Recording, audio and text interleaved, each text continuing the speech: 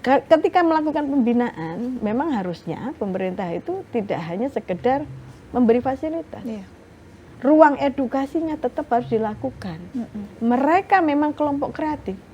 Yang habis berarti dia diterima produknya. Yang tidak, belajar lagi.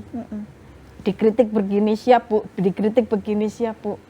Dagangan dia ternyata ya laku, luar biasa. Nah ini tidak anti kritik. Kita itu ternyata kan barang kita yang bahan dasar dibawa ke sana, diproses di sana, kita yang membeli. Nah, ini kan betul. Ironis. Betul. Nah, Dekranasda yang harusnya mampu menemukan berlian-berlian yang tersembunyi ini untuk bisa kita kenalkan kepada masyarakat dunia. Ini PR bagi kita bersama. Jadi berbicara ngerangkul itu tidak hanya yang kecil, yang besar harus kita rangkul juga untuk bisa sharing ilmunya kepada teman-teman UMKM yang masih sedang bertumbuh ini. Gitu.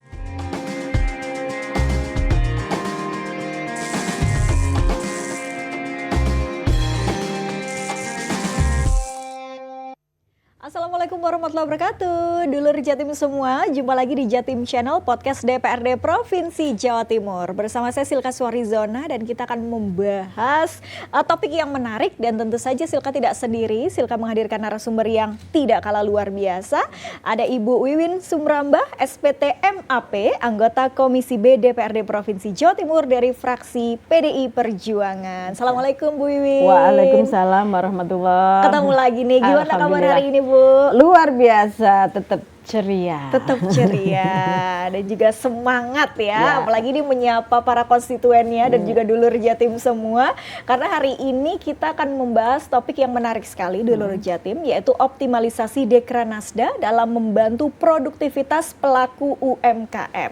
Jadi kalau ketemu Bu Wiwin ini memang paling seru ngobrolin UMKM karena binaannya ini juga banyak sekali gitu ya di dapilnya Jatim 10, Kabupaten Jombang, Kabupaten Mojokerto dan Kota Mojokerto. Dan kalau bicara UMKM nih Bu, sebelum lebih jauh kita bicara optimalisasi Dekranasda, kalau jalan-jalan ke daerah nih biasanya Bu Wiwin UMKM yang paling dicari itu produk apa Bu? Selain Mamin ya? Selain Mamin. Selain Mamin. Ya pastinya yang nempel di kita lah. Contohnya batik ini. Ini batik buatan Jombang juga. Penjahitnya juga dari Jombang juga. Artinya sebenarnya kita salut ya, produk daerah ini banyak luar biasa. Di Jawa Timur juga begitu. Batik antara Jombang, Mojokerto akan berbeda juga. Nah, Tuban, apalagi Madura, itu juga berbeda. Artinya punya ciri khas masing-masing. Nah, kalau selain itu biasanya paling tidak itu berkaitan dengan perhiasan. Nah, kalau di Jombang aksesoris ya. Di Jombang itu ada yang namanya manik-manik. Nah, itu ada di Gudo. Itu juga banyak, dan Bu Arumi biasanya mampir ke situ ternyata beliau. Kalau perjalanan itu mampir beli di situ. Dan jangan salah, Jawa Timur ini luar biasa. Manik-manik dari Jombang ini sudah ke seluruh dunia. Jadi jenengan Mbak Silka lihat kalau di Kalimantan khasnya Martapura itu kan manik-manik itu ya. Bahan dasarnya ngambil dari Jombang semua itu. Nah, ini yang banyak orang enggak tahu ya. Iya, betul. Itu harus dipromosikan nih Bu. Kalau Jombang punya ini ya potensi yang luar biasa juga. Ini apalagi sampai seluruh dunia juga ya. Ini berarti ekspor juga yang menembus pasar itu ya. Oke, di Jombang ya. Jombang atau Mojokerto? Di Jombang. Di Jombangnya. Ya. Oke.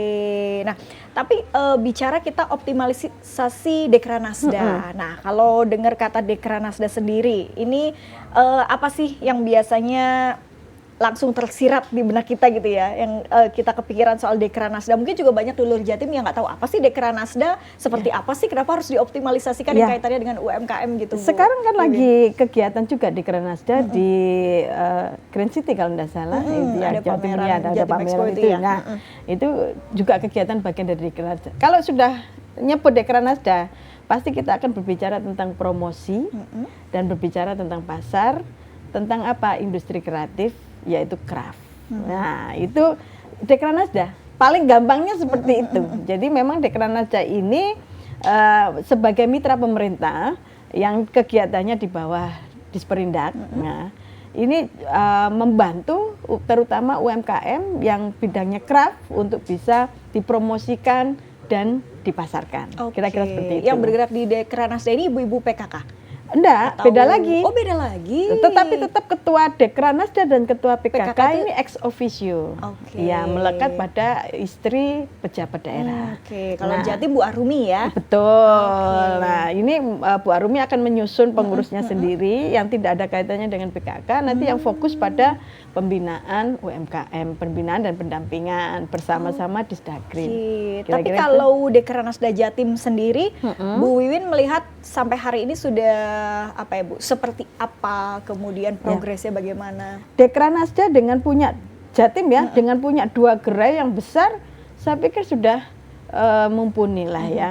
Kemudian juga terlibat di dalam kegiatan misi dagang Bu Gubernur, selalu ikut. Karena saya tahu pasti pada saat menjelang misi dagang ini semua daerah akan ditawari menitipkan barang atau tidak. Ini menurut saya sudah luar biasa dan teman-teman merasa terbantu karena ketika saya tanya ketika mengikuti misi dagang dan mengikuti pameran, sekarang Inakraf ya. Nah, Inakraf itu juga pasti akan mendelegasikan juga di sana. Semua daerah juga membuat pasti menyewa stand semua daerah termasuk Jombang, Mojokerto, Jawa Timur sendiri. Nah, ini untuk membawa karya-karya teman-teman UMKM yang craft ini. Jadi artinya mereka sudah bekerja luar biasa untuk membantu teman-teman UMKM dan mereka biasanya cerita ke saya setelah ikut pameran gimana? Iya Bu, akhirnya transaksi banyak, terhubung dengan market-market yang jauh. Nah, ini peranan Dekranasda di sini menjadi penghubung lah paling tidak. Dan mereka juga merasakan manfaatnya begitu ya Bu? Betul. Tapi yang paling sering kalau Bu Wiwin ini kan juga memang terkenal ini ya, mendampingi teman-teman UMKM di Jombang, Mojokerto juga. Apa yang biasanya paling sering mereka curhatin nih Bu? Ya, yang paling sering mereka curhat tentunya memang lagi-lagi masalah permodalan. Tidak pernah jauh dari permodalan. Kadang-kadang memang yang pemain pemula lah ya, itu pasti memang butuh permodalan awal. Betul. Yang sudah berdagang dengan lancar pun pasti tetap butuh modal ketika ada pesanan banyak. Mereka tidak mampu secara modal, itu juga banyak. Ini sering menjadi curhatan. Yang kedua adalah bahwa aktivitas pendampingan ini lebih banyak hanya pada ruang-ruang pameran, tapi tidak pada yang lain-lain. Nah, ini yang perlu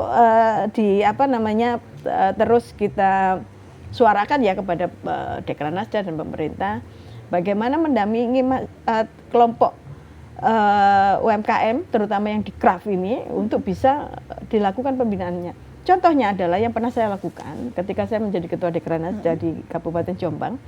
1 bulan sekali ini terutama teman-teman yang supplier, karena setiap Dekranasda pasti ada gerai, ya kan? Supplier Dekranasda gerainya ini akan kita kumpulkan. Mereka wajib membawa produk baru dan mempresentasikan di depan teman-temannya. Nah, teman-temannya nanti yang akan memberikan masukan. Nah, ini ternyata membawa semangat baru untuk mereka membuat produk menjadi lebih baik lagi. Karena seolah-olah mereka sedang berhadapan dengan wakil-wakil konsumen untuk menilai produkmu jelek, produkmu bagus, produkmu kurang ini, kurang itu, dan sebagainya. Nah, ini ruang sederhana, tapi ternyata membuat spirit baru buat mereka untuk bisa meningkatkan kualitas. Ketika melakukan pembinaan, memang harusnya pemerintah itu tidak hanya sekedar memberi fasilitas. Ruang edukasinya tetap harus dilakukan. Mereka memang kelompok kreatif. Tapi ketika mereka tidak dihadapkan pada bahwa yang namanya kreatif, itu kan perlu pengetahuan yang paling baru, baru dan terbarukan. Nah, ketika kemudian mereka tidak punya kesempatan untuk brainstorming, untuk mempelajari hal yang baru, ini kadang-kadang akhirnya menjadi ketinggalan. Betul. Nah, ini yang akhirnya menjadi gagal. Kadang banyak kegagalan itu karena hal seperti ini, karena tidak mampu mengejar yang baru. Nah, mereka menganggap bahwa dengan menyertakan mereka ikut pameran, mereka dianggap sudah belajar tentang sesuatu yang baru. Tidak bisa begitu, harus ada kelanjutannya. Betul. Kelanjutan ini, kata kuncinya adalah di kelanjutannya. Itu tidak hanya sekedar menyiapkan, kalau bahasa fasilitas saya, saja ya. Kalau bahasa saya, tidak boleh kita menyiapkan pasar manja. Apa betul. itu coba pasar manja? Mungkin hanya disiapkan tempatnya saja, mereka suruh sudah jualan sendiri gitu, atau gimana? Ya, pasar manja itu menyiapkan tempat, tapi pejabatnya disuruh dipaksa beli. Oh. Buat saya itu pasar manja. Iya. Karena akhirnya betul. mereka tidak terlatih untuk mengenali kemauan konsumen. Iya, betul. Jadi sekali waktu bahkan saya pernah menantang itu teman-teman untuk bisa, ayo kita coba teman-teman pelaku UMKM. Kita masuk ke pasar bareng-bareng. Dalam waktu 30 menit. Keluar siapa yang barangnya habis, siapa yang masih ada. Yang habis berarti dia diterima produknya. Yang tidak, belajar lagi. Ini adalah konsekuensi ketika kita berada di ruang kreatif. Betul. Seperti itu. Nah, Dekranasda ini yang harusnya mampu memfasilitasi untuk ruang edukasi ini. Tidak hanya memfasilitasi di dalam pameran dan sebagainya. Betul, Gitu. betul. Kayak tadi pasar manja. Iya. Nah, supaya jatuhnya tapi benar saya sepakat Bu Wiwin dengan gagasannya bahwa ini memang harus diterapkan begitu. Betul. Supaya mereka tahu bagaimana kondisi pasar, Betul. kebutuhan konsumen, dan juga ada ruang diskusi. Kadang kan kalau penjual itu atau mungkin pengusaha, apalagi pengusaha pemula ya, kadang kalau nggak cocok atau nggak laku itu sudah mutung duluan. Nah, Betul. kalau ada ruang diskusi, saling Betul. disupport, Iya. UMKM lainnya, nah ini kan akan jadi semangat ya Bu Wiwin ya. Betul, itu Oke. memang harus terus kita Iya. kita hadapkan mereka pada konsumen seolah-olah berhadapan dengan konsumen langsung untuk bisa menilai. Nah, biasanya kalau orang konsumen itu tidak selamanya mau menilai. Nah, kalau misalnya di supermarket atau apa, biasanya kan kita disuruh nulis pesan Survei gitu ya, gitu ya. itu kan untuk dimasukkan, untuk menjadi masukan. Nah, harusnya kan melakukan itu. Nah, kalau memang teman-teman tidak mampu melakukan, ya kita yang memfasilitasi. Iya. Supaya apa? Ruang pembelajaran. Betul. Ruang untuk bisa apa yang menjadi masalah mereka. Nah, juga kemudian harus mampu menjadi ruang konsultasi Dekranasda itu. Artinya apa? Jangan sampai kita terlambat ketika pasar surut baru kita bergerak. Tapi justru pada saat pasar besar, permintaan banyak, pada saat itu ruang kreatif harus sudah disiapkan. Setelah ini harus apa yang dilakukan? Setelah ini harus apa yang dilakukan? Ini harus terus. Nah, kalau misalnya batik berkait dengan motif, gitu kan? Betul. Kalau misalnya berkait dengan misalnya manik-manik, itu tentang apa, membuat perhiasan itu supaya tidak monoton itu saja. Ini terjebaknya kadang-kadang di situ. Anda bekerja di ruang kreatif, jangan membuat sesuatu yang itu saja, tidak bisa. Karena nanti akan ditiru yang lain. Betul. Nah, tapi ada satu hal lagi yang harusnya wajib dilakukan oleh Dekranasda adalah harus mampu menjadi jembatan untuk menjadi belanja daerah produk UMKM ini. Contohnya adalah menjadi souvenir. Souvenir misalnya kalau ada upacara, biasanya kan peserta upacara diberi souvenir. Kegiatan-kegiatan pelatihan di semua dinas itu biasanya kan juga ada souvenirnya. Jangan sampai ini ngambil dari bukan dari UMKM. Iya. Itu yang pernah saya terima. Ini sebagai ketika hari kemerdekaan dapat souvenir dari teman-teman Sekwan yang dikasih power bank. Itu bukan produk UMKM. Nah, hal-hal kayak begitu ini Dekranasda harus mampu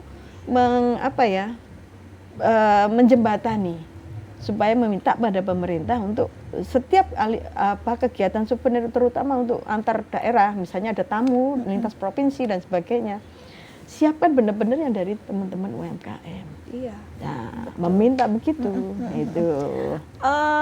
Menarik sekali, apalagi Bu Wiwin juga pernah menjadi ketua Dekranasda ya, jadi paham betul kondisinya bagaimana dan harusnya seperti apa supaya bisa lebih optimal. Tapi ada nggak sih Bu Wiwin cerita yang dari UMKM yang awalnya kecil sekali tapi sekarang sudah Banyak. besar dengan banyak ya, di Jombang Mojokerto? Ya, banyak.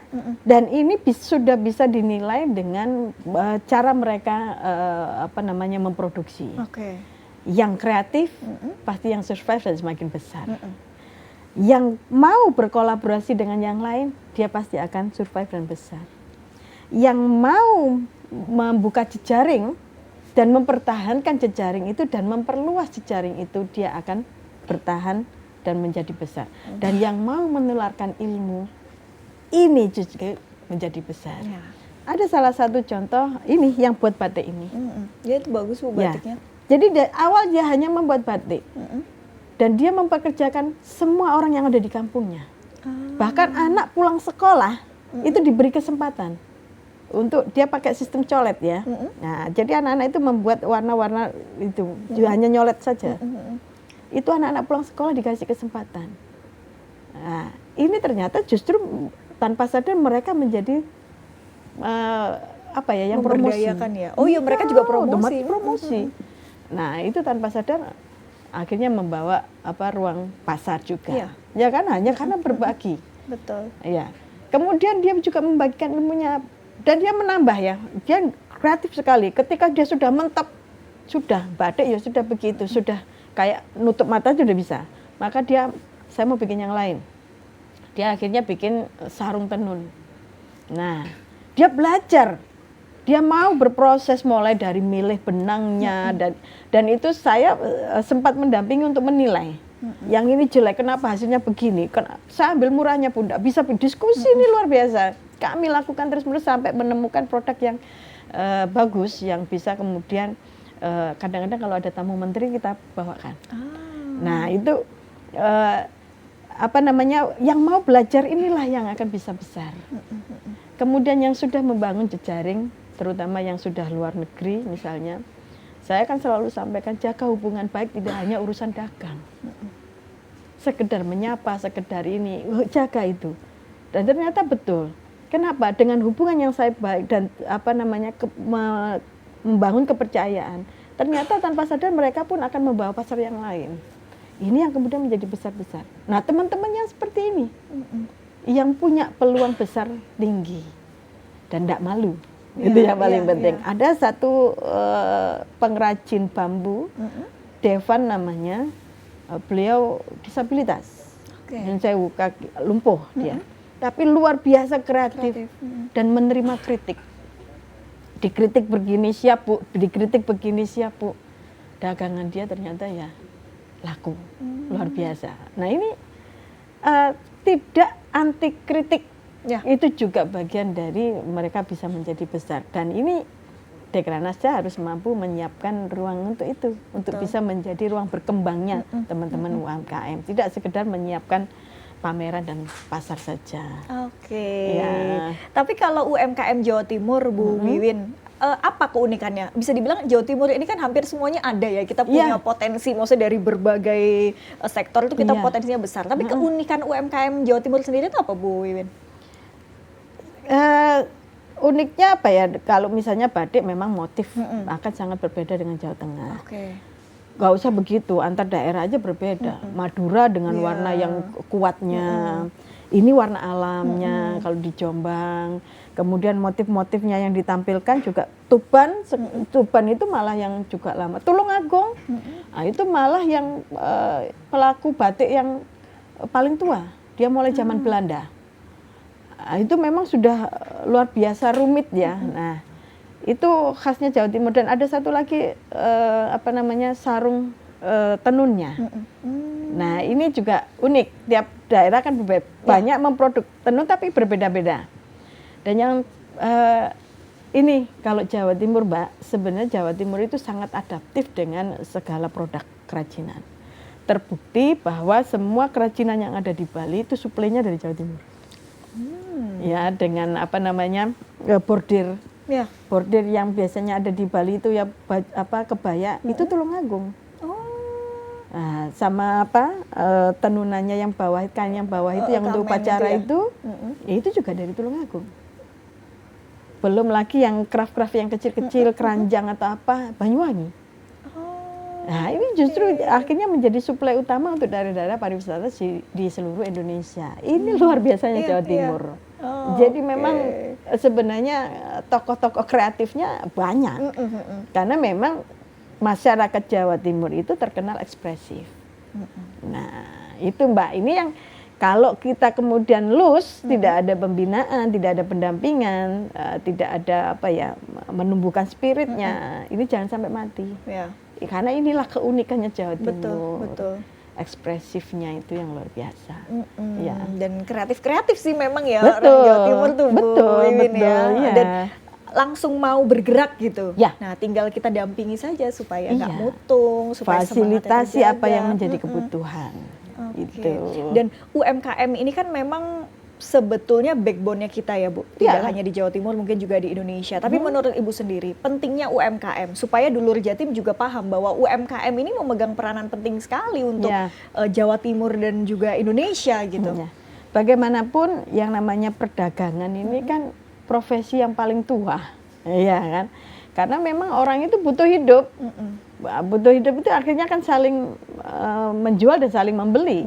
Nah, artinya apa? Ini sudah menjadi kebiasaan yang apa ya? Naluriah manusia. Nah, artinya ya itu memang sudah kebutuhan dasar manusia. UMKM menjadi penting kenapa? Karena memang ini yang pelakunya ini banyak. Ya kan? Pelakunya banyak. Satu UMKM melibatkan banyak masyarakat juga. Yang terhidupi oleh satu UMKM ini juga banyak. Maka ini kenapa arti penting kita meningkatkan produktivitas UMKM itu karena ini. Kita tidak hanya berbicara tentang sektor produknya, tapi bagaimana UMKM ini mampu menggerakkan perekonomian masyarakat termasuk pekerja-pekerjanya. Satu UMKM katakanlah yang mikro katakanlah punya pekerja 20. Ini kan luar biasa. Contoh yang saya sampaikan pengrajin batik ini, Pak Amin namanya di Jombang itu. Dia kemudian melatih di beberapa tempat. Di rumahnya dia khusus batik. Di beberapa tempat dia melibatkan ibu-ibu janda-janda itu untuk kemudian diajak nenun. Di tempat lain dia juga akan melakukan itu edukasi dan dia yang bagian jualan. Keliling dan itu dia lakukan naik motor sampai ke Kediri, sampai ke Blitar, itu dia lakukan. Kenapa? Karena dia merasa dia punya tanggung jawab terhadap pekerja.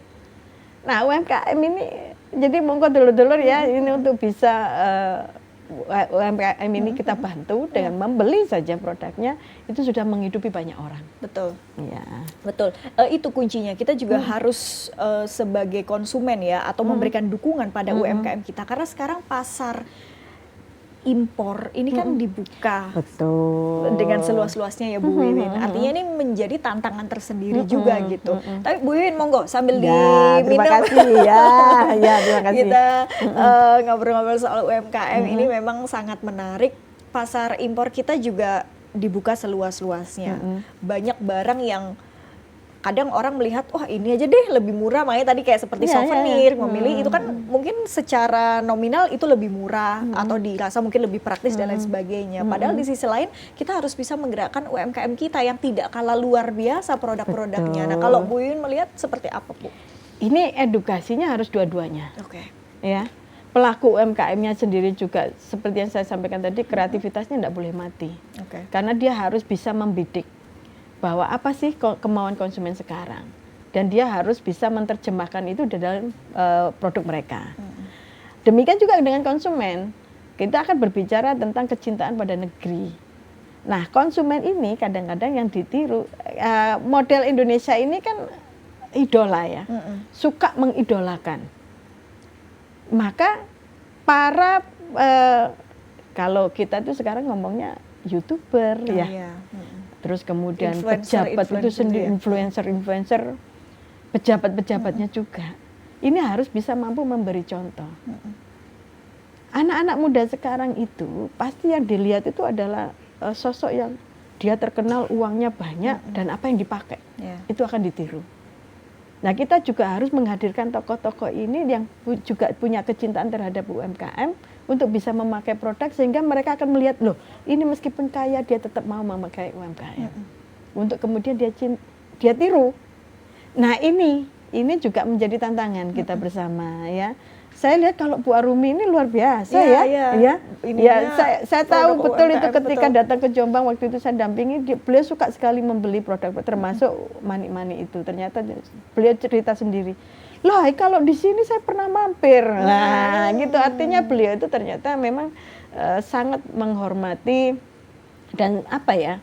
menilai bahwa produk kita ini tidak kalah dengan yang lain. Betul. Cuman yang menjadi masalah adalah masyarakat kita ini punya budaya baru, kalau tidak pakai seperti idola kita, kita nggak merasa modern. Betul. Kalau tidak pakai produk-produk luar, kita dianggap orang yang deso dan sebagainya.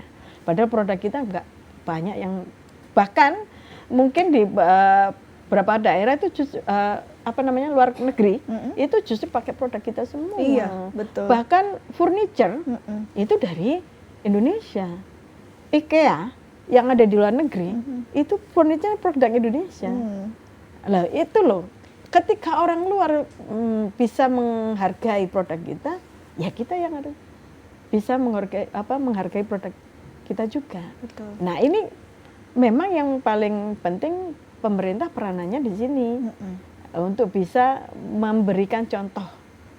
Nah, contoh sederhananya adalah ketika di kegiatan-kegiatan kenegaraan, kegiatan pemerintahan, ya taplaknya ya harus dari produk UMKM. Misalnya dimulai ya sekecil itu, ya kan. Kemudian makanannya juga makanan lokal semua. Ini harusnya yang bisa membuat UMKM menjadi raja di rumahnya sendiri. Betul, betul. Itu bangga buatan Indonesia itu ya. Iya, harus digerakkan lagi. Betul. Dan ini juga penting untuk masyarakat supaya ayo kita bangga dengan produk kita. Betul. Kadang kita banyak ya Bu merasa misalnya kita ke NTT misalnya atau ke NTB melihat tenun, kok mahal, padahal kalau ke luar negeri semahal apa dibeli gitu. Padahal itu juga lebih bagus, lebih unik. Iya, dan saya pernah menemani ada teman dari UNESCO ya, untuk waktu itu ada kegiatan di Jombang. Kemudian saya ajak untuk ke teman-teman untuk melihat produk-produk UMKM. Itu istilahnya kaget luar biasa. Oh ternyata ya bagus sekali barang Indonesia, dan dia beli banyak.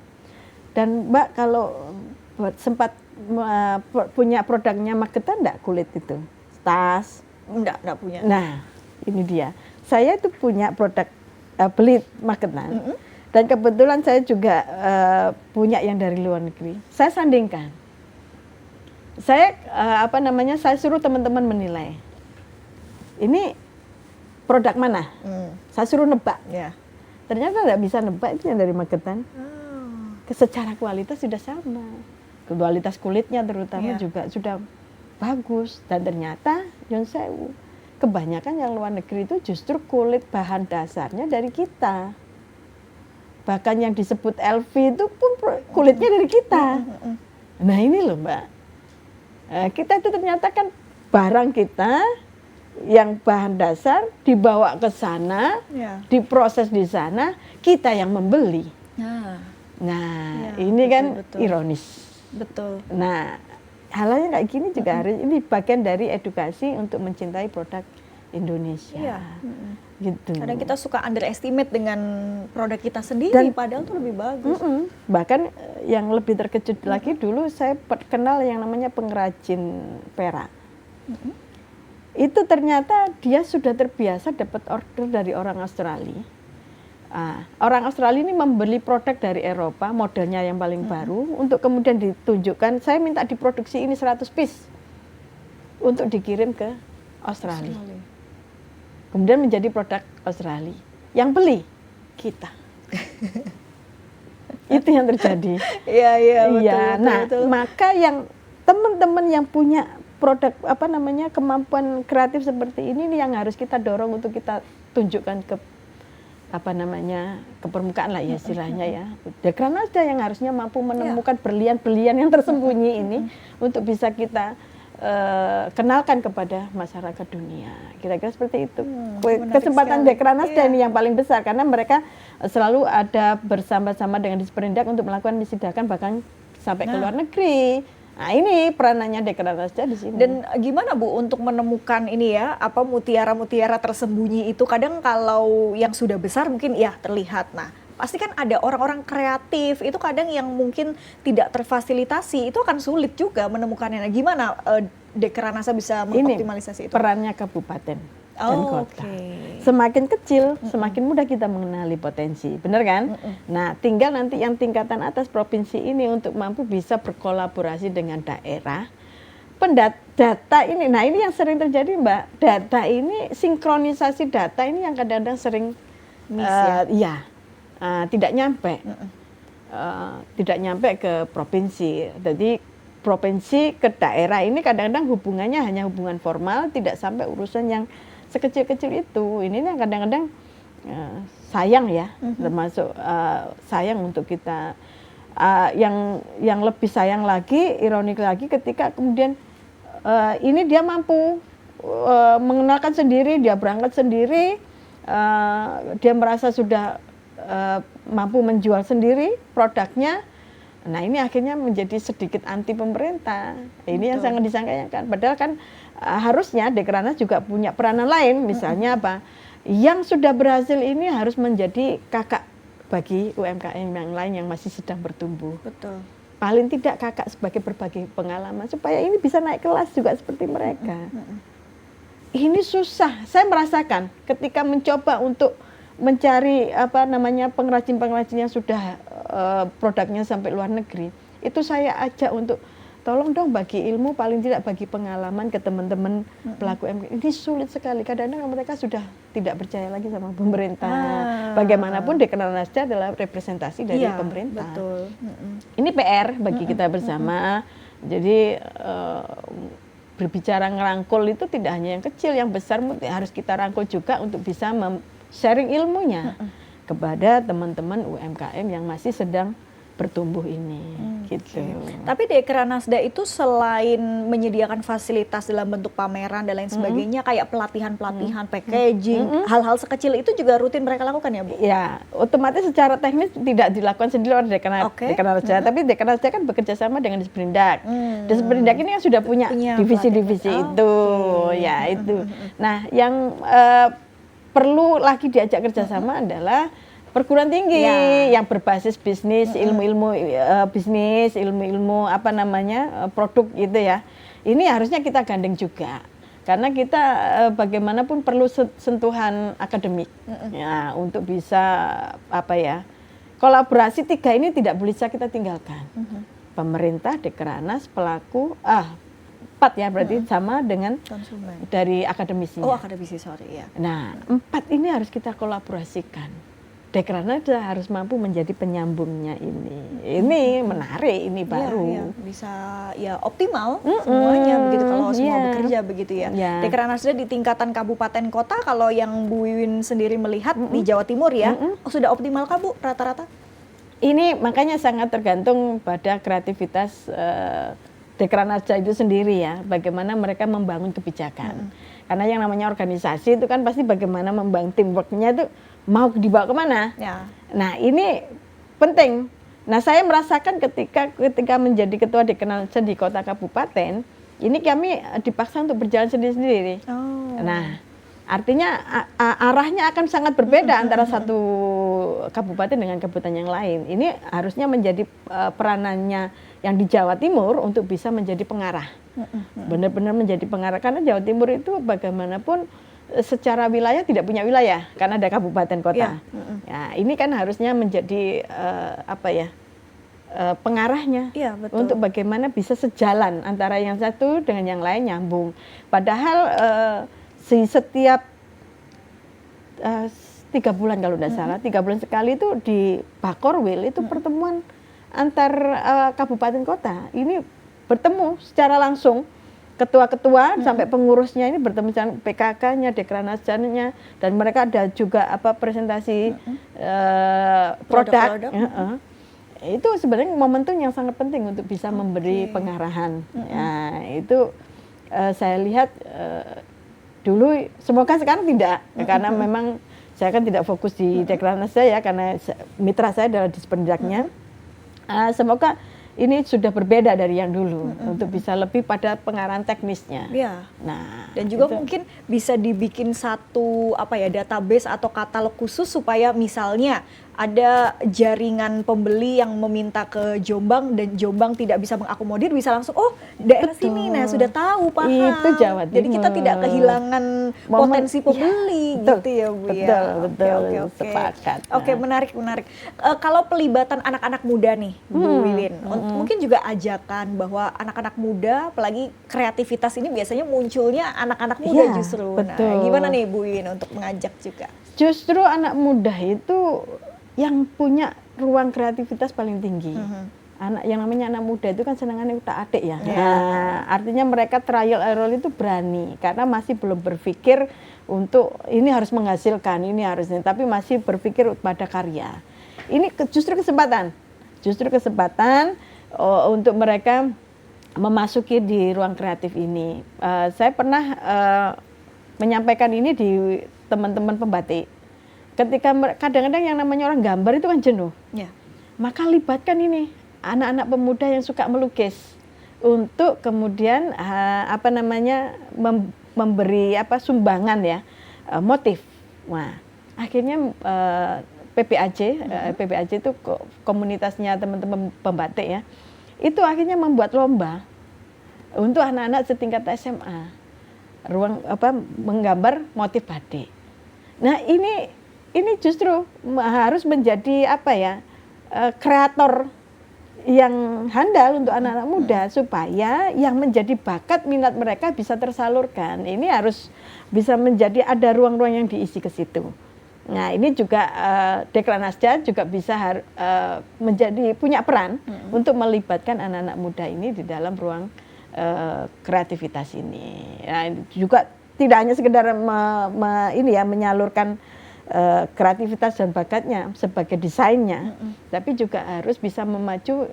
Contoh yang paling sering dilakukan anak-anak itu kan desain kaos, fasilitasi itu, mulai dari permodalannya dan sebagainya. Anak-anak muda ini kan pemula, mereka pasti kan tidak punya modal yang besar.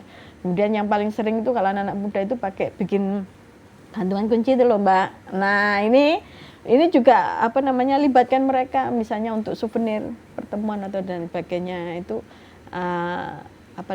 kasihlah kesempatan. Ini justru yang harus diberi kesempatan yang luas, jangan sampai kemudian ada gap ya, yang diperhatikan hanya yang sudah jadi, tetapi yang belum, yang masih berproses ini kemudian tidak kita tangkap sebagai, karena nanti pasti harus ada ruang pengganti bagi mereka yang mungkin sudah sepuh atau bagaimana. Nah, ini kan kadang-kadang tidak ada penerusnya. Nah ini kan tidak harus anaknya, tetapi bagaimana pemuda para kreatif muda ini yang bisa menjadi pengganti nantinya. Oke, Bu Wiwin, untuk teman-teman yang mungkin baru ingin memulai membuat suatu UMKM atau yang mungkin sudah punya, sedang survive gitu, mungkin tips juga apa sih Bu yang paling penting dilakukan di tahap-tahap awal ya, untuk produknya itu harus dibuat sekeren mungkin dulu kah, atau harus kita nyambi promosi untuk cek ombak, cek pasar, atau apa yang harus mereka lakukan? Yang paling penting adalah bahwa produk mereka itu diterima dulu, gitu ya. Ketika kita memproduk sesuatu itu kan karena memang dibutuhkan. Nah, membaca kebutuhan ini loh yang biasanya menjadi kesulitan. Karena ada para pengrajin ini bekerja hanya di ruang idealis. Ya, seninya yang ditonjolkan. Betul. Tetapi lupa berbicara tentang kebutuhan konsumen. Nah, ini yang harus dibaca utama adalah kebutuhan konsumen tanpa meninggalkan ruang idealis. Contoh lukisan, ya kan? Ketika kita ngomong idealis lukisan kita, tapi konsumen tidak mau, sebagus apapun karya kita kan nggak mungkin mengandalkan kolektor untuk membeli. Kan kita melukis sekalipun, kita bagaimana caranya bisa laku ke semua masyarakat. Maka sebenarnya masyarakat itu suka lukisan apa, yang lagi tren apa, ya itu yang kita penuhi, tanpa meninggalkan ruang idealis kita melukisnya, media lukisannya dan sebagainya. Itu Mbak, jadi harus mampu membaca dua-duanya. Karena kita tidak mungkin kemudian hanya bekerja di ruang idealis. Itu kira-kira. Wah, menarik sekali ya Bu Wiwin. Mimpi besar Ibu untuk UMKM Jawa Timur seperti apa nih Bu? Ya, mimpinya tentu saja saya kepingin UMKM terutama di kerajinan ini mereka berkarya dengan hatinya sehingga karyanya ini orisinal, tidak jiplakan, tetapi mampu menjadi ikon terutama untuk Jawa Timur sehingga diminati oleh pembeli. Itu yang paling penting dan punya fungsi, itu yang pasti ya. Dan mungkin pesan untuk para Dekranasda ataupun juga para UMKM kita supaya terus meningkatkan kreativitasnya dan jangan patah semangat untuk mengembangkan UMKM kita. Ya. Yang jelas Dekranasda monggo bersama-sama para pelaku UMKM berkolaborasi yang cantik menjadi satu keluarga besar untuk bisa mencari solusi setiap permasalahan yang ada, dibangun secara bersama-sama, bertumbuh secara bersama-sama, berkreativitas bersama-sama, karena kekuatan bersama inilah yang akan menjadi kekuatan besar untuk bisa mengembangkan kesejahteraan kita sendiri. Kira-kira seperti itu. Lagi-lagi kolaborasi itu menjadi penting ya. Terima kasih banyak Ibu Wiwin Suramba, SPT MAP, anggota Komisi B DPRD Provinsi Jawa Timur dari fraksi Partai PDI Perjuangan sudah hadir di sini. Sama-sama Mbak. Lain waktu kami tunggu lagi Bu. Ya, mudah-mudahan bermanfaat ya Mbak. Amin. Ini insight-nya luar biasa Bu dan juga semoga dulur Jatim ini bisa terinspirasi juga termotivasi selalu apalagi para pelaku UMKM supaya selalu sukses ya dan juga bisa mengembangkan produk-produknya dan juga bisnisnya. Terima kasih banyak sekali lagi dengan tema kita optimalisasi Dekranasda dalam membantu produktivitas pelaku UMKM. Semoga memberikan manfaat untuk kita semua. Dan dulur Jatim, terima kasih sudah menyaksikan Jatim Channel. Kita ketemu lagi di podcast DPRD Provinsi Jawa Timur selanjutnya. Assalamualaikum.